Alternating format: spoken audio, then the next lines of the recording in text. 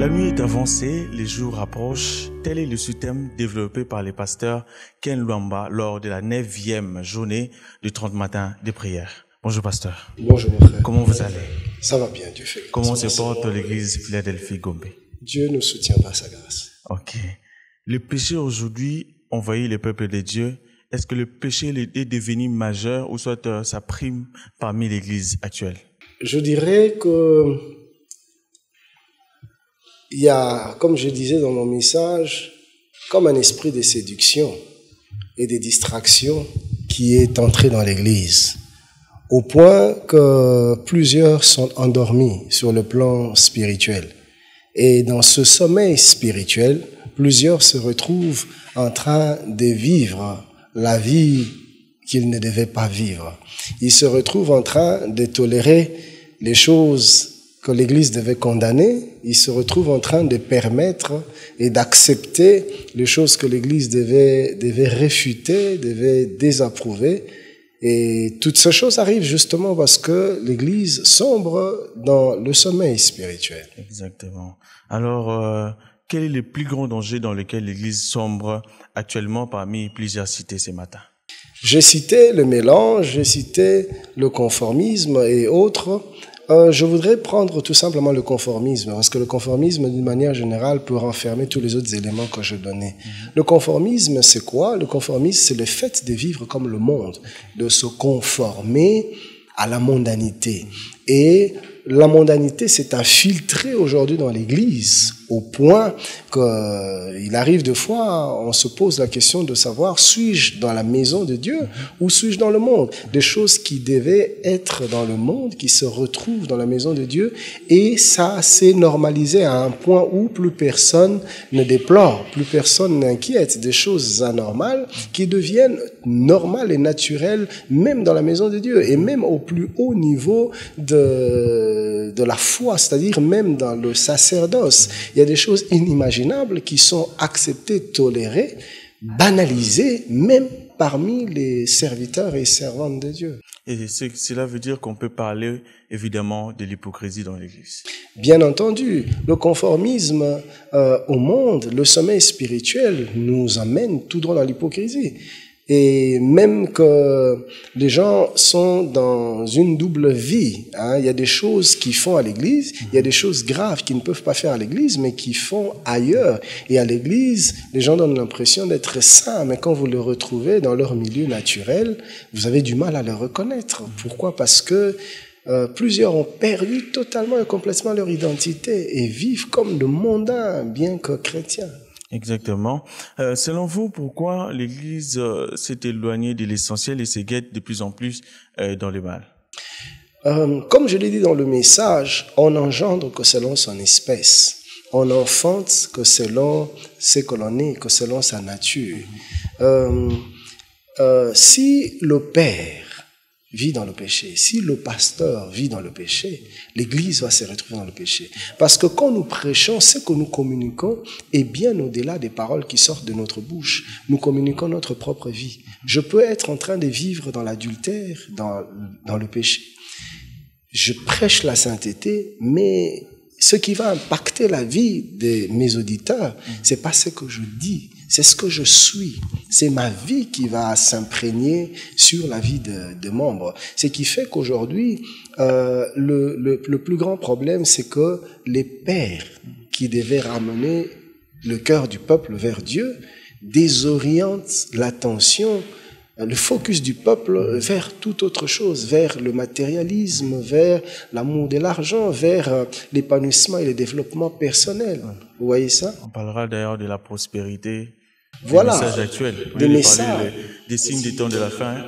Voilà, des messages tels que la prospérité. La prospérité est une bonne chose, mais quand elle est prêchée, comme elle est prêchée aujourd'hui, ça désoriente les gens et les gens se retrouvent en train de rechercher plus les choses d'en bas plutôt que les choses de Dieu. Jésus a dit, ne vous inquiétez pas ni de quoi vous serez vêtus, ni de quoi vous allez manger. Pourquoi? Parce que ces choses, c'est des païens qui s'en inquiètent. Mais aujourd'hui, dans beaucoup de messages, on focalise l'attention des gens sur ces choses que les païens recherchent. Au lieu de former des disciples dans la maison de Dieu, nous formons des païens dans la maison de Dieu. En fait, c'est le style de message qui est prêché. Le peuple n'est qu'à l'image, ou ne sera qu'à l'image de type des messages qu'il écoute. Parce que même sur le plan naturel, ce que je suis, c'est le résultat de ma nourriture. Je suis ce que je mange sur le plan biologique. Pareil aussi sur le plan spirituel. Le peuple est le genre de nourriture spirituelle qu'on lui donne. Ok. Comment l'Église devra-t-elle se comporter actuellement, ou à cette heure, face aux grands enjeux spirituels? La Bible dit, cela importe d'autant plus que vous savez en quel temps vous êtes. C'est l'heure de vous réveiller enfin du sommeil. L'Église doit travailler le réveil. Nous sommes dans le temps de la fin et le temps de la fin a ses implications. Entre autres, une plus grande activité des esprits mauvais, du diable, de la séduction. Et l'Église doit être consciente de cela et travailler de manière à ce que le peuple ne soit pas distrait, mais que le peuple se réveille. Donc la réaction de l'Église en ce temps-ci, c'est beaucoup plus de conscience dans le sens de réveiller l'Église à une église qui ressemble à son maître plutôt qu'à une église qui ressemble au monde. Pasteur, s'il faut être très pragmatique, montrez-nous par des exemples ou soit par des illustrations précises que le diable travaille et multiplie ses stratégies. Aujourd'hui, je dirais, dans le monde, si vous lisez l'histoire, quelques années en arrière, des choses abominables qui n'étaient pas tolérées aujourd'hui, c'est non seulement toléré, mais même institutionnalisé. Je parlerai du mariage pour tous, le mariage gay, le mariage homosexuel.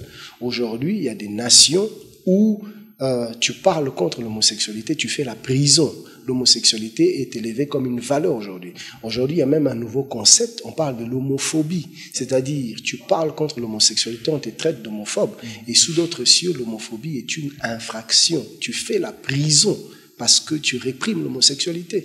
Or, la Bible est claire, c'est une abomination. Donc avant, tout le monde était d'accord, mais aujourd'hui, à cause de la dépravation, ainsi que Jésus-Christ dit, le mal se sera accru dans les derniers jours et la croissance du mal aujourd'hui fait que ces choses abominables, ces dépravations deviennent des valeurs, vous voyez. Et je donnerai un autre exemple sur l'immoralité. Aujourd'hui, l'impudicité est vilipendée et sous d'autres cieux, on est même en train de travailler pour réduire l'âge de la liberté sexuelle. Ailleurs, on parle même de l'âge de 13 ans, 14 ans. Une jeune fille à 13 ans peut être libre de jouir de sa vie sexuelle. Vous voyez, le mal est en train de monter tel que les valeurs sont renversées. Et même aujourd'hui, dans le monde des hommes de Dieu, dans le monde des serviteurs de Dieu, on voit de plus en plus des pasteurs qui divorcent, des pasteurs qui vivent dans l'adultère. Et aujourd'hui, c'était scandaleux, ces choses. Mais maintenant, autrefois, plutôt, je disais c'était scandaleux.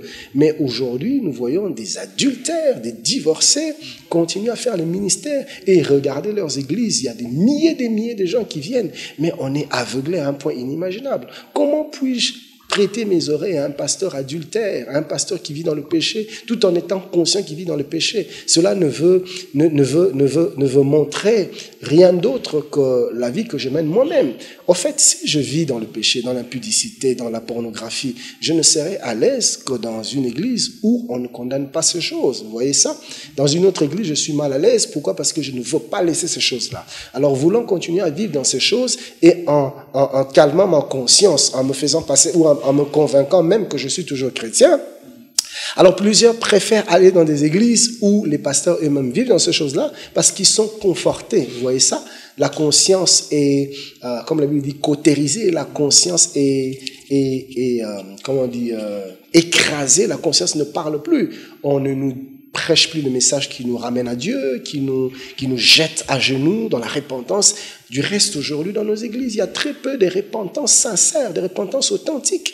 On ne voit plus des gens pleurer sur leurs propres péchés, des gens se repentir, des gens venir jeter leur pentacle magique, leur gris-gris, leur livre d'occultisme. Ça n'existe plus dans nos églises. Aujourd'hui, des gens qui ont 2-3 femmes, mais ils ont des responsabilités dans l'église. Vous voyez un peu, tout ça, ça nous montre qu'il y a un profond sommeil spirituel qui s'installe. Cela est dû au fait que nous sommes dans le temps de la fin et le diable travaille dans le sens de séduire l'Église pour que plusieurs ratent l'enlèvement. Exactement, oui. C'est ce qui s'est fait actuellement. Est-ce que prêcher la sainteté, c'est un message de condamnation à l'Église? C'est quoi que les gens appellent message de condamnation? Quand tu vis dans le péché, tu veux que je te dise quoi? Que Dieu te bénira. La Bible dit, si ton frère a péché, va vers lui, dis-lui qu'il a péché. Et s'il n'écoute pas, va prendre un ou deux autres frères, venez parler avec elle. Si elle n'écoute toujours pas la personne, allez en parler à l'église. Si l'église lui parle et qu'elle n'écoute toujours pas, chassez-la de l'église. L'apôtre Paul l'a fait. Il dit, il y a des gens que j'ai livrés à Satan. Mais pour vous dire combien l'église est endormie, citez-moi le nombre des églises où on livre encore des gens à Satan aujourd'hui. On est tolérant. Les gens vivent dans les péchés, on leur laisse la chair, on leur laisse la responsabilité dans l'église. C'est ces choses qui détruisent l'église, vous voyez ça? Alors, parler de la sainteté, c'est parler juste... La Bible dit quoi? Ne participez pas aux œuvres infructueuses de la chair, mais condamnez-le. Dieu nous appelle à condamner le péché. Si nous ne condamnons pas le péché, nous sortons de la volonté de Dieu. Et si nous condamnons le péché, c'est ça que les gens appellent le message de la condamnation. Vous voyez ça? Dieu dit, je suis saint. Puisque je suis saint, vous serez saints comme moi je suis saint. Et surtout en ce temps de la fin où l'Église doit se préparer au retour de l'époux. L'Église doit se préparer au retour de l'époux. Permettez-moi de lire une de vos citations. On ne parle pas de la grâce à celui qui se sent confortable au péché. Expliquez-nous, pasteur, cette citation. Un homme qui vit dans le péché a besoin qu'on lui dise, le péché t'amène à la mort, répands-toi et reviens au Seigneur. C'est le message qu'il a besoin d'entendre. La Bible dit que la prière d'un pécheur est une abomination à l'Éternel. Vous voyez ça? Dieu n'exauce pas la prière d'un pécheur si ce n'est la prière de repentance. Alors un homme qui vit dans le péché, vous lui prêchez la grâce. Autrement dit, vous lui prêchez l'amour de Dieu. Dieu t'aime. Ce message devait être orienté dans le sens de dire à la personne, parce que Dieu t'aime, si tu demandes pardon et que tu arrêtes ce que tu fais, Dieu va te pardonner. C'est cela la grâce. La grâce veut tout simplement dire, le pardon est disponible à quiconque se repent. C'est ça la grâce. La grâce ne veut pas dire que celui qui vit dans le péché persévère dans son péché, Dieu le comprend. Vous voyez? Donc on a donné une autre orientation faussée de la grâce. Dire aux gens, vous vivez dans le péché, oh soyez à l'aise, Dieu est bon, Dieu est amour. De toute façon, il comprend, il est compatissant. Là, la colère est riche en bonté. Ça, c'est un gros mensonge de l'ennemi. C'est ça même l'esprit de séduction. Celui qui vit dans le péché, il ne faut pas lui dire que Dieu est d'accord avec toi. Il faut lui dire, Dieu désapprouve ce que tu fais, mais il t'aime. Et à cause de son amour pour toi, si tu te repens, sa grâce va agir en ta faveur, il va te pardonner, il va te restaurer. Donc ceux qui vivent dans le péché ont besoin d'entendre le message, les ramenant au Seigneur, leur disant d'arrêter le péché. Parce que la repentance, la conversion est composée de plusieurs choses, entre autres la confession, la reconnaissance d'abord, la confession et puis la conversion. La reconnaissance, c'est-à-dire je reconnais que ce que je fais est mal. Et la repentance, je me repens, Seigneur, pardonne-moi. Et la conversion, je me détourne, c'est-à-dire je ne fais plus ce que je faisais autrefois. La Bible dit ceci dans le livre de Chroniques. Si mon peuple, sur qui est invoqué mon nom, prie et cherche ma face. Écoutez ce qu'il ajoute.